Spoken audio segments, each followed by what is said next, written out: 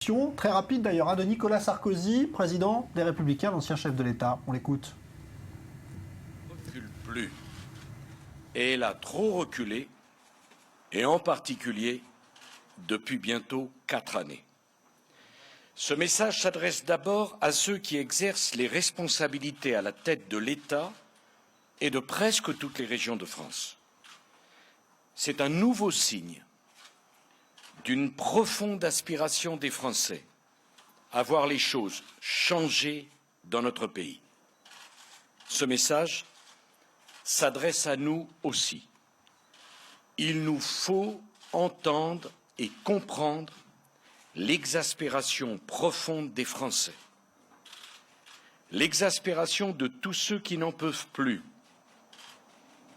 de tous ceux qui travaillent dur et qui n'y arrivent plus, de tous ceux qui entreprennent et auxquels on rend la vie impossible, de tous ceux qui se sentent dépossédés du fruit de leur travail, qui ont peur de perdre leur emploi, peur de tout perdre, peur qu'on méprise leur identité et que l'on change leur mode de vie. Ne pas entendre cette exaspération serait irresponsable. Ce soir, toutes les expressions de cette exaspération doivent être considérées et bien sûr respectées.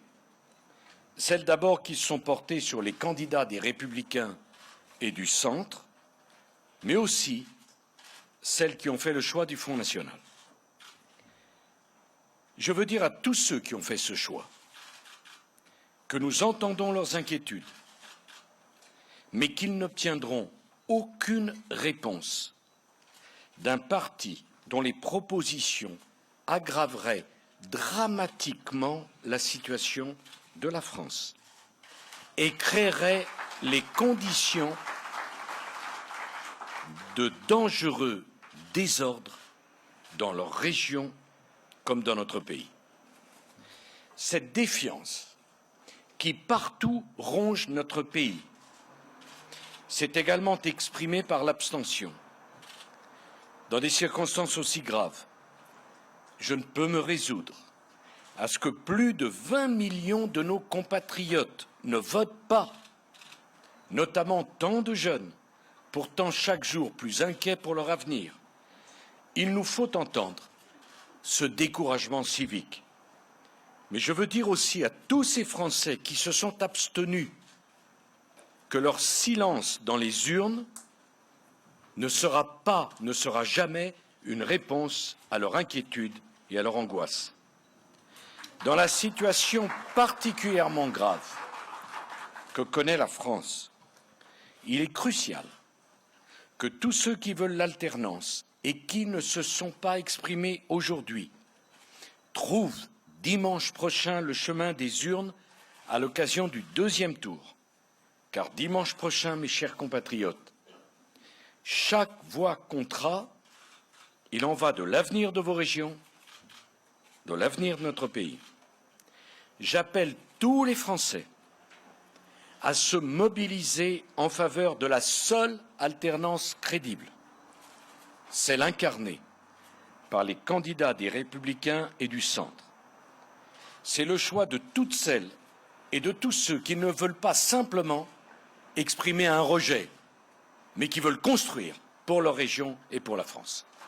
C'est le choix de toutes celles et de tous ceux qui aspirent à un changement réel et concret dans leur quotidien. Et c'est le choix de toutes celles et de tous ceux qui sont décidés à se mobiliser pour que la République ne recule plus. Et c'est pour cette raison que nous devons impérativement rester fidèles à nos convictions en refusant la tentation trop facile après ce premier tour de jouer avec les suffrages des Français en choisissant je ne sais quel arrangement tactique en contradiction totale avec ce que nous leur avons dit.